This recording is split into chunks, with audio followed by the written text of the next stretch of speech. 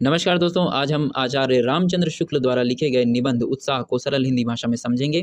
यह first year Hindi foundation exam के लिए बहुत इंपॉर्टेंट होगा।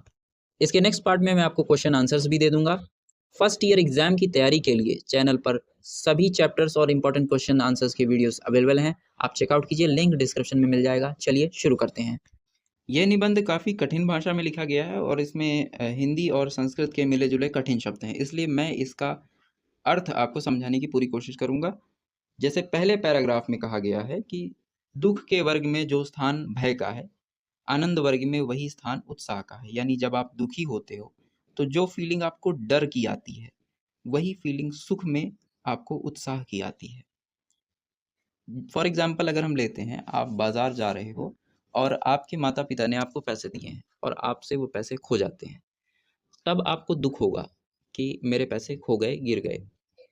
लेकिन उससे भी ज़्यादा दुख का मेन कारण होगा आपका भय कि अब मैं घर जाऊंगा तो मम्मी क्या बोलेंगी, या घर में पिटाई होना फिक्स है। ये भय ही आपके दुख का कारण है। उसी तरह से अगर हम आनंद की बात करें, फॉर एग्जांपल आप बाजार जा रहे थे या रास्ते से जा रहे थे और आपको 2000 का नोट गिरा हुआ मिल गया, आपने उसे उठा लिया। अब आप अपने घर और जल्दी जाना चाहते हो क्योंकि आपको 2000 मिले हैं तो आप खुश हो। खुशी का कारण ये है कि अब आप ये सोच रहे हो कि चलो इन पैसों से हम कुछ खरीदेंगे, खिलौने खरीदेंगे, मिठाई खरीदेंगे या किसी को बताएंगे। जिस तरह आप दुखी होते हो तो डर के मारे आप काम से दूर भागते हो, आप ये सोचते हो कि मुझे ये काम ना करना पड़े। उसी प्रकार जब आप सुख में आते हो, आनंद में आते हो, तो आपके अंदर एक भावना होती है उत्साह, एक्साइटमेंट। आप उस काम को और ज़्यादा करना चाहते हो। फॉर एग्जाम्पल क्रिकेट खेलना भले ही बाहर धूप है, लेकिन आप क्रिकेट खेलने जाना चाहते हो क्योंकि आपके अंदर खेलने की एक्साइटमेंट होती है। पहले पैराग्राफ की 5th लाइन में अगर आप ध्यान दोगे, लिखा है साहसपूर्ण आनंद की उमंग का नाम उत्साह है। क्वेश्चन बनेगा उत्साह क्या है? तो उत्साह साहसपूर्ण आनंद की उमंग का नाम उत्साह है। सच्चे उत्साही कौन कहे जाते हैं? कर्म सौंदर्य के उपासक ही सच्चे उत्साही कहलाते हैं। सेकेंड पैराग्राफ में बताया गया है उत्साह के कई अलग अलग भेद होते हैं। उत्साह भी अलग अलग काम से आता है। किसी व्यक्ति को युद्ध करने में आनंद है, किसी व्यक्ति को दान देने में आनंद आता है, किसी व्यक्ति को दया दिखाने में आनंद आता है। ऐसे लोगों को युद्धवीर, दानवीर, दयावीर कहा जाता है। अगर हम युद्धवीर की बात करें तो प्राचीन काल से ही कई लोग युद्धवीर हैं, यानी उन्हें युद्ध में आनंद आता है। आपने कई सारे लोगों को देखा होगा, या आप में से भी कई सारे लोग हैं जो इंडियन आर्मी या भारतीय सेना में जुड़ना चाहते हैं। आपको सेना में जुड़ने का एक उत्साह होता है, एक्साइटमेंट होती है, एक आनंद होता है। इसे ही युद्धवीरता कहा जाएगा। केवल कष्ट या पीड़ा सहन करने के साहस में ही उत्साह का स्वरूप स्फुरित नहीं होता, उसके साथ आनंदपूर्ण प्रयत्न या उसकी उत्कंठा का योग होना चाहिए। इसका अर्थ है केवल दर्द सहना उत्साह नहीं है। फॉर एग्जाम्पल अगर आप खेत में धूप में खड़े हैं 4 घंटे, वो उत्साह नहीं है। कड़ी धूप को सहना उत्साह नहीं है, जब तक आपको उसमें आनंद ना आए। यानी धूप सहना उत्साह नहीं है। फॉर एग्जाम्पल आप क्रिकेट मैच खेल रहे हैं और अब आपकी बैटिंग आने वाली है, लेकिन धूप ज़्यादा हो गई है। तब क्योंकि आपकी बैटिंग आने वाली है और आप आनंद में हैं, सुख में हैं, तो आप धूप की परवाह नहीं करोगे, आप कष्ट की परवाह नहीं करोगे और आप खेलोगे। तो क्योंकि इसमें आनंद है, इसलिए इसे उत्साह कहा जाएगा। अगर किसी काम को करते टाइम आपको आनंद नहीं मिल रहा, सुख नहीं मिल रहा, तो वो उत्साह नहीं कहलाएगा। बिना बेहोश हुए भारी फोड़ा चिराने को तैयार होना साहस कहा जाएगा, पर उत्साह नहीं कहा जाएगा। इसी तरह चुपचाप बिना हाथ पैर हिलाए घोर प्रहार सहना, या प्रहार सहने के बाद भी अपनी जगह से न हिलना, ये धीरता, धैर्य कहा जाएगा। लेकिन इसे भी उत्साह नहीं कहा जाएगा, तब तक नहीं कहा जाएगा जब तक आप या सहने वाला व्यक्ति उसमें आनंद नहीं ले रहा। तो इस पैराग्राफ में लेखक ये बताते हैं कि सिर्फ कष्ट सहना उत्साह नहीं है, आनंद आना चाहिए। क्लियर बात है। यानी अगर आप सेकंड पैराग्राफ में ध्यान दोगे, दान वीरता की बात है। अगर आप दान देते हो, दान देने से आपको कष्ट होता है।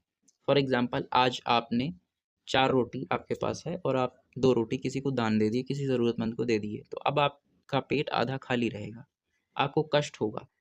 बट अगर आपको कष्ट होने के बावजूद ये आनंद नहीं मिला कि मैंने किसी ज़रूरतमंद की मदद करी है, तो वो उत्साह में नहीं आएगा। सिर्फ कष्ट सहना उत्साह नहीं कहलाता है। दानवीरता की अगर हम बात करें तो कहा जाता है कि कठिनाई जितनी अधिक हो उतना ही बड़ा दान माना जाता है। युद्ध के अतिरिक्त संसार में और भी ऐसे कई विकट काम होते हैं, ऐसे कठिन काम होते हैं जिनमें बहुत शारीरिक कष्ट सहन करना पड़ता है और प्राण हानि तक की संभावना होती है, मृत्यु तक की संभावना होती है। जैसे ऊंचे पर्वतों की चढ़ाई करना, ध्रुवीय देश यानी बर्फीले देश जैसे अंटार्कटिका, साइबेरिया, ऐसे क्षेत्रों में घूमना या जाना, सहारा रेगिस्तान, रेगिस्तान का सफ़र करना, घने जंगलों में जाना जहाँ बर्बर जातियाँ पशु आदि रहते हैं। ये सब क्योंकि लोग आनंद में करते हैं, लोग माउंट एवरेस्ट चढ़ते हैं, लोग सहारा रेगिस्तान घूमने जाते हैं, लोग बर्फीले क्षेत्रों में जाते हैं, ये सब आनंद के वश करते हैं, इसमें उन्हें सुख मिलता है, इसलिए इसे उत्साह में गिना जाएगा। इसी तरह मनुष्य शारीरिक कष्ट से ही पीछे हटने वाला प्राणी नहीं है, मानसिक क्लेश की संभावना से भी बहुत से कर्मों की ओर प्रवृत्त होने का साहस उसे नहीं होता। यानी इंसान सिर्फ शरीर के कष्ट से डर कर काम नहीं छोड़ता, बल्कि कई बार उसे मानसिक कष्ट का डर होता है कि लोग क्या बोलेंगे, मेरा मजाक उड़ाया जाएगा, समाज में लोग मेरी बुराई करेंगे। ऐसे करते हुए, निंदा या अपमान से डरते हुए इंसान कई सारे काम नहीं करता है, भले ही वो जानता है कि ये काम सही है। जैसे फॉर एग्जाम्पल किसी पब्लिक प्लेस में कोई कुछ कचरा फैला हुआ है, आप जानते हैं कि ये कचरा जो फैला है ये ठीक नहीं है, हमें इसे साफ कर देना चाहिए, लेकिन आप नहीं करोगे। कारण ये है कि आप ये सोचोगे कि 4 लोग देखेंगे तो क्या होगा, समाज में मेरी निंदा होगी, अपमान होगा।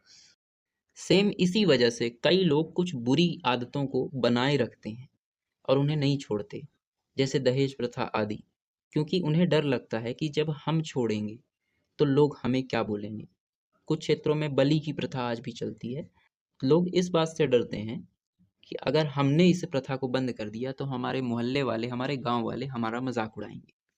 लेकिन जो लोग मान अपमान निंदा की परवाह नहीं करते और पुरानी जटिल परंपराओं को या पुरानी ऐसी कुरीतियों को जो ठीक नहीं है, जैसे दहेज प्रथा हो गया इत्यादि, बाल विवाह हो गया, इन्हें अस्वीकार कर देते हैं, इनका बहिष्कार कर देते हैं, उन्हें मानना बंद कर देते हैं, विरोध करते हैं, वही लोग सच्चे वीर और उत्साही कहे जाते हैं।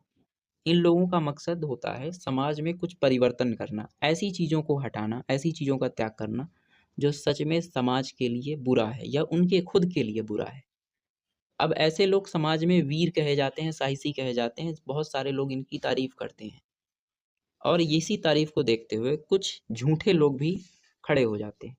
वे लोग भी नियम और कानून तोड़ने लगते हैं, समाज की प्रथाओं को तोड़ने लगते हैं, भले ही उन्हें कोई मतलब नहीं कि ये समाज को अच्छा बनाएगा या बुरा बनाएगा, उन्हें बस फेमस होने का शौक होता है।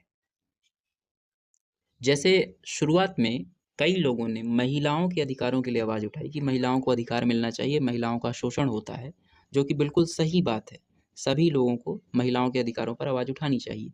लेकिन समय के साथ-साथ कुछ ऐसे लोग भी आ गए हैं, जो सिर्फ़ फ़ेमस होने के लिए, जो सिर्फ़ अपना नाम बनाने के लिए फ़ेमिनिज़्म का काम करते हैं और फ़ेमिनिज़्म का काम करते-करते वो लोगों की आलोचना करते हैं, पुरुषों की आलोचना करते हैं, सिर्फ़ इसलिए ताकि वे फ़ेमस हो सकें।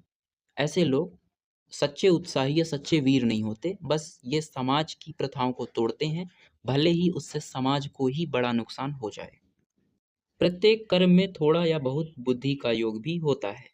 कुछ कर्मों में तो बुद्धि की तत्परता और शरीर की तत्परता दोनों बराबर साथ-साथ चलती है।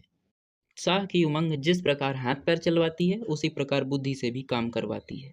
जब आप किसी काम को करने के लिए एक्साइटेड होते हैं, तब सिर्फ आपके शरीर में ही एक्स्ट्रा एनर्जी नहीं होती, बल्कि आपकी बुद्धि भी ज़रूरत से थोड़ा-सा ज़्यादा काम करने लगती है। आप फॉर एग्ज़ाम्पल किसी दोस्त से मिलने जाना चाहते हैं और आप एक्साइटेड हैं। ऐसी स्थिति में अगर आपके पास सीधा साधन नहीं है, वाहन नहीं है, तो आपकी बुद्धि ये प्लान बनाने को तैयार हो जाएगी कि चलो कोई दूसरा प्लान बनाते हैं। अगर हमारे पास बाइक नहीं है, तो बस से चलते हैं या किसी और साधन से चलते हैं। तो जिस प्रकार आपके शरीर में एक्स्ट्रा एनर्जी आती है, उसी तरह से आपकी बुद्धि भी एक्स्ट्रा काम करने लगती है जब बात आती है उत्साह की। बुद्धिवीर के दृष्टांत कभी-कभी हमारे पुराने ढंग के शास्त्रार्थों में देखने को मिल जाते हैं। जिस समय किसी भारी शास्त्रार्थी पंडित से भिड़ने के लिए कोई विद्यार्थी आनंद के साथ सभा में आगे आता है, उस समय उसके बुद्धि साहस की प्रशंसा अवश्य होती है। वह जीते या हारे, बुद्धिवीर ही समझा जाता है। थोड़ा यह भी देखना चाहिए कि उत्साह में ध्यान किस पर रहता है, कर्म पर, उसके फल पर, अथवा व्यक्ति या वस्तु पर। सच्चा वीर उसे ही माना जाता है जिसका ध्यान आदि से अंत तक पूरी कर्म श्रृंखला पर होता है और कर्म की सफलता पर भी होता है। सच्चा वीर उसे मानते हैं जो कर्म में आनंद लेता है, फल में नहीं। हालांकि उत्साह कई कारण से होता है। किसी को काम करने में मजा आता है, किसी को काम में मजा नहीं आता, लेकिन काम के बाद जो फल मिलता है उसमें आनंद आता है। किसी को उन दोनों में मजा नहीं आता, बल्कि वो किसी व्यक्ति को प्रसन्न करने के लिए वह काम को कर रहा होता है। इसलिए काम के अलग अलग कारण हो सकते हैं, उत्साह के कारण भी अलग अलग हो सकते हैं, लेकिन सच्चा उत्साही उसे माना जाएगा जिसे काम करने में आनंद आ रहा है। दानवीर, दयावीर और धर्मवीर पर विचार करने से यह बात स्पष्ट हो जाती है। दान दयावश, श्रद्धावश या कीर्ति लोभवश दिया जाता है। यदि श्रद्धावश दान दिया जा रहा है तो दान पात्र वास्तव में श्रद्धा, और यदि दयावश दिया जा रहा है तो पीड़ित यथार्थ में दया का विषय या आलंबन ठहरता है। समुद्र लागने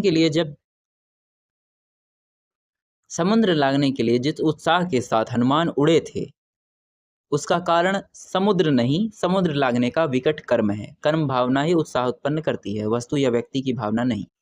यानी जब हनुमान जी समुद्र लागने के लिए खड़े हुए थे, तब उस वक्त जो उत्साह था वह उत्साह इस बात का था कि इतना बड़ा काम करने का अवसर मिल रहा है। यह उत्साह कर्म से आया था, न कि फल से।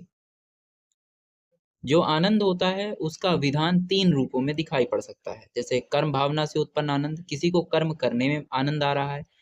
फल भावना से उत्पन्न आनंद, किसी को फल प्राप्त करने का आनंद आ रहा है, आगंतुक या विषयांतर से प्राप्त, यानी किसी व्यक्ति को प्रसन्न करने के लिए काम करना। इसमें कर्म भावना प्रसूत आनंद को ही सच्चे वीरों का आनंद समझना चाहिए। यानी जिस व्यक्ति को कर्म करने में आनंद आ रहा है वही सच्चा वीर माना जाता है आचार्य रामचंद्र शुक्ल के अनुसार। जैसे कोई वीर व्यक्ति अगर युद्ध में उतरता है तो उसके अंदर युद्ध भूमि में उतरते टाइम ही इतना एक्साइटमेंट आ जाएगा, इतना उत्साह और आनंद आ जाएगा, जो लगभग युद्ध जीतने वाले के बराबर है या उससे थोड़ा ही कम है। यानी उसे युद्ध में इतना आनंद आ रहा है, फर्क नहीं पड़ता कि रिजल्ट क्या आएगा, परिणाम क्या आएगा। फॉर एग्जाम्पल, अगर आपकी टीम हार रही है तब भी आपकी बैटिंग आने वाली है तो आप बैटिंग करने जाओगे, ये नहीं सोचोगे कि अरे अब क्या मतलब, चलो छोड़ के घर चलते हैं। नहीं, आपको आपकी बैटिंग का आनंद, खेलने का आनंद, दोस्तों के साथ रहने का आनंद, ये इम्पोर्टेंट है। हार जीत उतनी इम्पोर्टेंट नहीं होगी जितना इम्पोर्टेंट आपका उत्साह या आनंद होगा। फल की भावना से उत्पन्न आनंद भी साधक को कर्मों की ओर हर्ष और तत्परता के साथ प्रवृत्त करता है। कुछ लोगों को कर्म करने का मन तब पड़ता है जब उन्हें सामने फल दिखता है। जैसे अगर हम बहुत अच्छे से पढ़ाई करेंगे तो 90% बनेंगे या 100% बनेंगे, लेकिन जब भी उनका मन यह कहता है कि इस फल को लेना बहुत कठिन है, फॉर एग्जाम्पल आपने ये मन बनाया कि हम 90% लाएंगे, लेकिन अगर आपको ये पता चला 4 दिन बाद कि 90% आज तक इस कक्षा में या इस यूनिवर्सिटी में कोई नहीं लाया, तो आपका मोटिवेशन डाउन हो जाएगा, क्योंकि वो फल से आया है। और जैसे ही आपका मोटिवेशन डाउन होगा, उसी टाइम से आपके काम करने की जो क्षमता है वो कम हो जाएगी, आपका शरीर शिथिल हो जाएगा, आप उस इंटेंसिटी, उस पावर के साथ काम नहीं करोगे जो पहले दिन कर रहे थे। इसलिए क्योंकि वह आप फल के आधार पे काम कर, आपको काम में कोई मजा नहीं आ रहा, आपको मजा आ रहा है फल क्या मिलेगा। लेकिन जैसे ही आपको डाउट हुआ कि क्या पता मुझे फल ना मिले, वैसे ही आपकी पूरी मोटिवेशन पावर खत्म हो गई। लेकिन जो ओरिजिनल व्यक्ति है, जिसे पढ़ने में आनंद आ रहा है, जैसे 3 इडियट मूवी में रैंचो का कैरेक्टर है, तो उस व्यक्ति को आनंद आता है काम करने में। अगर उसके बाद उसे फल ना भी मिले तो भी वह उस परिस्थिति में लौट जाएगा जैसे वो पहले था। पहले भी एक्साइटेड था, बाद में भी वह एक्साइटेड ही रहेगा, भले ही उसे फल मिले या ना मिले या कम मिले, उसे फर्क नहीं पड़ता। अगर आपने 90% का गोल किया और आप 89 लाए तो आप संतुष्ट नहीं होगे, क्योंकि आपने फल को एम किया था और वो आपको थोड़ा कम मिला। लेकिन सच्चे वीर कर्म में अपना ध्यान लगाते हैं। उत्साह वास्तव में कर्म और फल की मिली-जुली अनुभूति होती है, जिससे प्रेरणा मिलती है। लेकिन यह कहना भी गलत होगा कि फल का कोई महत्व नहीं होता। अगर हमें पता हो कि इस काम को करने से कोई फल नहीं मिलेगा, तो कॉमन सी बात है कि हम उस काम को कभी करेंगे ही नहीं। यानी फल और कर्म दोनों में आनंद आना चाहिए, तभी सच्चा कर्म होता है। जैसे यदि किसी स्थान पर हमें ये पता चलता है कि कहीं जाकर अगर हम किसी अपने प्रिय व्यक्ति से मिल सकते हैं, तो हम उस स्थान तक की यात्रा करने में भी आनंद पाएँगे। क्योंकि हमें पता है कि जब हम उस स्थान पे पहुँचेंगे तो हमारा एक प्रिय व्यक्ति हमें मिलेगा। तो कर्म और फल दोनों इम्पोर्टेंट माने जाते हैं। यहाँ पे फल और कर्म के लिए एक और एग्ज़ाम्पल लेके बताया गया है। मान लीजिए आपके सामने एक परिस्थिति आती है, जहाँ आपको 1000 सीढ़ियाँ चढ़नी हैं, हर सीढ़ी पे एक सोने का सिक्का है और लास्ट में बहुत सारा सोना है। तो जिसको सिर्फ़ बहुत सारा सोना चाहिए, जिसको सिर्फ़ टॉप पे पहुँचना है, वह कोशिश करेगा कि मुझे कम से कम काम करना पड़े और मुझे बहुत सारा सोना मिल जाए। यानी जिसको फल का लालच होता है, वह सोचता है कि मुझे काम कम से कम करना पड़े। वह सीढ़ियों पे पड़े हुए एक-एक सोने के सिक्कों को नज़रअंदाज कर देगा, वो सीधे दौड़ेगा लास्ट में जो सोने का ढेर है उसकी तरफ। लेकिन जिसे आनंद आ रहा है, सीढ़ियाँ चढ़ने में, उतरने में, एक-एक सिक्का कलेक्ट करने में आनंद आ रहा है, वह एक-एक सिक्का लेते हुए लास्ट तक जाएगा, अपने कर्म का आनंद लेगा। यानी उसे हर एक सिक्का उठाने पर खुशी होगी और लास्ट में जब वह सोने के ढेर तक पहुँचेगा तब उसे और ज़्यादा खुशी होगी। तो इस पैराग्राफ में मेन रूप से ये बताया गया है कि जो व्यक्ति फल के चिंता में रहता है, वह कम से कम काम करना चाहता है और फल उसे ज़्यादा चाहिए।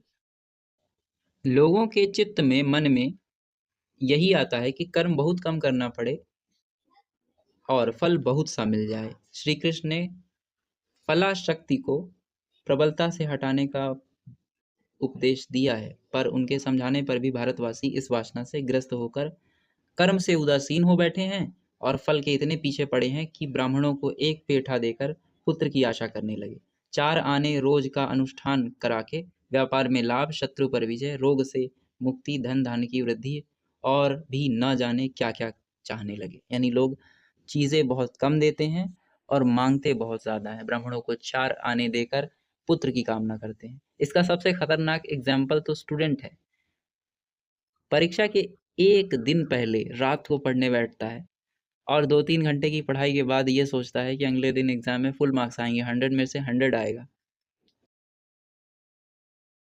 खैर, मैं तुम्हारी बात नहीं कर रहा था, तुम लोग अच्छे हो, चलो आगे बढ़ते हैं। आसक्ति प्रस्तुत या उपस्थित वस्तु में ही ठीक कही जा सकती है।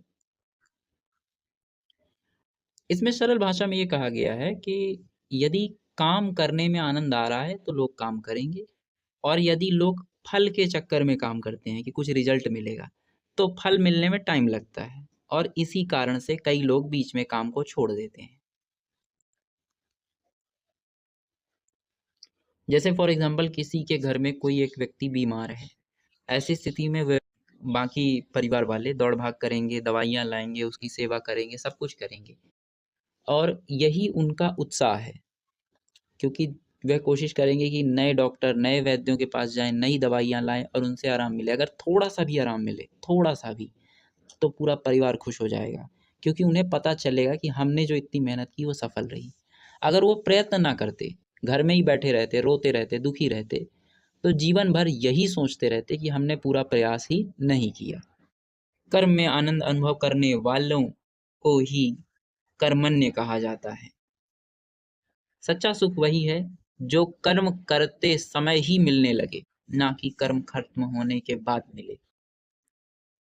कभी कभी आनंद का मूल विषय तो कुछ और रहता है, पर उस आनंद के कारण एक ऐसी स्फूर्ति, एनर्जी उत्पन्न होती है जो बहुत से कामों की ओर हर्ष के साथ अग्रसर करती है। इसी प्रसन्नता और तत्परता को देख लोग कहते हैं कि वे काम बड़े उत्साह और एक्साइटमेंट के साथ कर रहे हैं। यदि किसी मनुष्य को बहुत सा लाभ हो जाए, प्रॉफिट हो जाए, या उसकी कोई बड़ी भारी कामना पूरी हो जाए, तो जो काम उसके सामने आते हैं उन सबको वह बड़े हर्ष और तत्परता के साथ करता है। उसके हर्ष और तत्परता को भी लोग उत्साही कहते हैं। इसी प्रकार किसी उत्तम फल या सुख की प्राप्ति की आशा या निश्चय से उत्पन्न आनंद फलोन्मुख प्रयत्नों के अतिरिक्त और दूसरे व्यापारों के साथ संलग्न होकर उत्साह के स्वरूप में दिखाई देता है। यानी कई बार अगर हम बहुत खुश होते हैं, हमारा कोई काम कंप्लीट हो जाता है, तो हम काफी समय तक बड़े खुश, एनर्जेटिक और उत्साही रहते हैं और बाकी काम को भी बड़े प्रसन्न मन से करते हैं। यह बात उत्साह में नहीं, अन्य मनोविकारों में भी बराबर पाई जाती है। यदि हम किसी बात पर क्रुद्ध बैठे हैं, गुस्सा होकर बैठे हैं, और इसी बीच में कोई दूसरा आकर हमसे कोई बात सीधी तरह से भी पूछता है, तो भी हम उस पर झुंझला उठते हैं। इस झुंझलाहट का न तो कोई निर्दिष्ट कारण होता है, न उद्देश्य। यह केवल क्रोध की स्थिति के व्याघात को रोकने की क्रिया है, क्रोध की रक्षा का प्रयत्न है। इस झुंझलाहट द्वारा हम यह प्रकट करते हैं कि हम क्रोध में हैं और क्रोध में ही रहना चाहते हैं। कई बार हम गुस्सा होकर बैठते हैं, कोई सामने से सीधे मुंह बात करता है, फिर भी हम गुस्से में रिप्लाई करते हैं। इसका कारण यही है कि हम गुस्से में हैं, और उस परिस्थिति में अगर हमारे सामने कोई काम आता है, तो हमारा गुस्सा उस काम में भी दिखाई देता है। यदि हमारा चित्त किसी विषय में उत्साहित रहता है, तो हम अन्य विषयों में भी अपना उत्साह दिखा देते हैं। यदि हमारा मन बढ़ा हुआ रहता है, तो हम बहुत से काम प्रसन्नतापूर्वक करने के लिए तैयार हो जाते हैं। इसी बात का विचार करके सलाम साधक लोग हकीमों से मुलाकात करने के पहले अर्दलियों से उनका मिजाज पूछ लिया करते हैं। इस लास्ट लाइन का अर्थ है कि जो समझदार लोग होते हैं, जब किसी बड़े अधिकारी से मिलने जाते हैं, तो उनके नौकरों से ये पता कर लेते हैं कि आज जो अधिकारी हैं, साहब हैं, उनका मन कैसा है। अगर उनका मन खराब है, तो ऐसी स्थिति में नॉर्मल सी बात है, वह अपना काम दूसरे दिन आके कराते हैं, और यदि उनका मन अच्छा है, तो यानी उनके मन का काम आज हो जाएगा। इस तरह से हमने इस चैप्टर और इस निबंध को समझ लिया है। इस निबंध की भाषा थोड़ी कठिन थी, मैंने इसे समझाने का प्रयास किया है। जो भी आपके डाउट या क्वेश्चंस हो, आप कमेंट में बता सकते हो। इसके सेकंड पार्ट में इसके to the point important question answers मैं दे दूंगा, जो एग्जाम के लिए इंपॉर्टेंट होंगे। उसमें भाषा मैं काफ़ी सरल रखूंगा। लिंक आपको डिस्क्रिप्शन में मिल जाएगा। चैनल पर फर्स्ट ईयर के, सेकेंड ईयर के और थर्ड ईयर के सभी फाउंडेशन कोर्सेज के वीडियो अवेलेबल हैं, आप चेकआउट कीजिए। लिंक डिस्क्रिप्शन और प्लेलिस्ट में मिल जाएगा। साथ ही हमारा न्यू टेलीग्राम चैनल, जिस पर आपको नोट्स और पीडीएफ मिल जाएंगे, उसे भी ज्वाइन कर लीजिए। लिंक आपको डिस्क्रिप्शन में मिल जाएगा। सामने क्यूआर कोड है, आप इसे भी स्कैन कर सकते हैं। पढ़ते रहिए, आगे बढ़ते रहिए। जय हिंद।